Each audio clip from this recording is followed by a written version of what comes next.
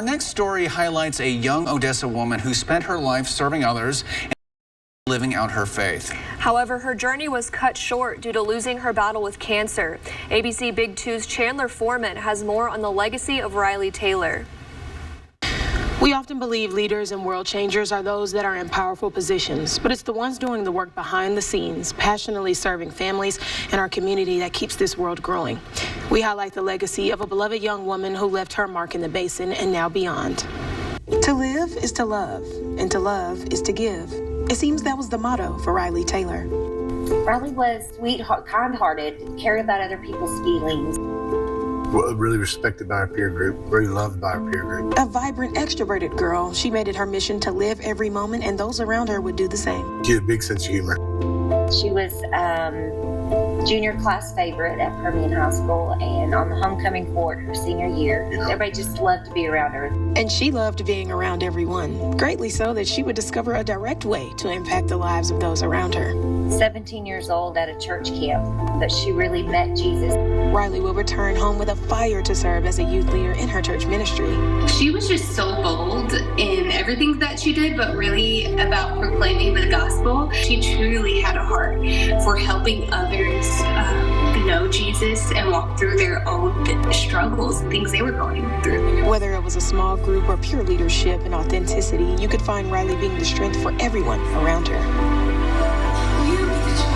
But then this time, she would need the strength of her loved ones. Parents, we knew something was wrong, and we knew that was her just trying to breathe and get through this heaviness of what she's going through yet. Like a dark cloud on a sunshining day, depression would for a moment steal Rylee's joy. I thought it may have been eating disorder, image problems or whatever, but we knew something was wrong, and then February 25th, we found out that she was pregnant. That Monday night, 6 months into her pregnancy, Rylee would release the weight of worry from both herself and her parents by letting them know she was expecting.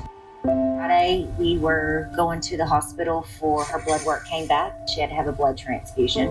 The doctors delivered news that no parent wants to hear. They ruled everything out, and it was more than likely it was leukemia. Acute myeloid leukemia.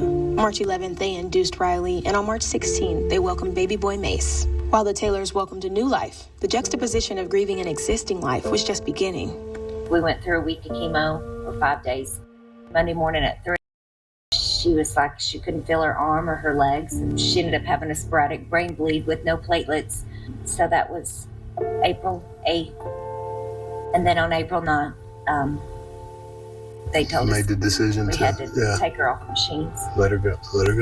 Yep. So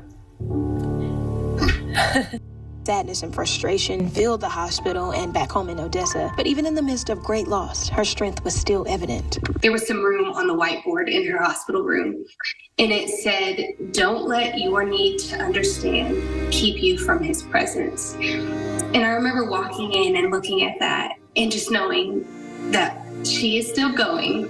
She is still believing in faith. Experiencing loss, especially of a child, can cause devastation that leads to destruction. But for Carrie and Jason, they know exactly what to do. In memory of Rylee, we wanted the foundation for God just to do what he wanted with it. And that same year of Rylee's transition, the Live Like Rylee Foundation was founded. The foundation has made tremendous strides in serving families locally and across the state and throughout the nation through various fundraisers like golf tournaments, girls' night outs, and through this they've been able to assist over 500 kids to church camps, grants and scholarships, and over 9 by medical hardship. I try to live like Rylee by serving others, serving in the community, serving in my church.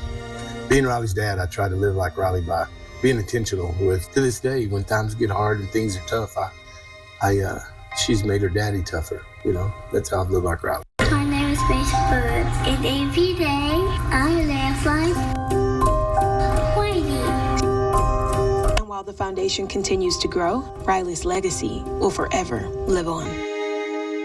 If you would like to donate to the Live Like Rylee Foundation, you will help many children and their families. You can visit their website, livelikerylee.org, to make an impact today.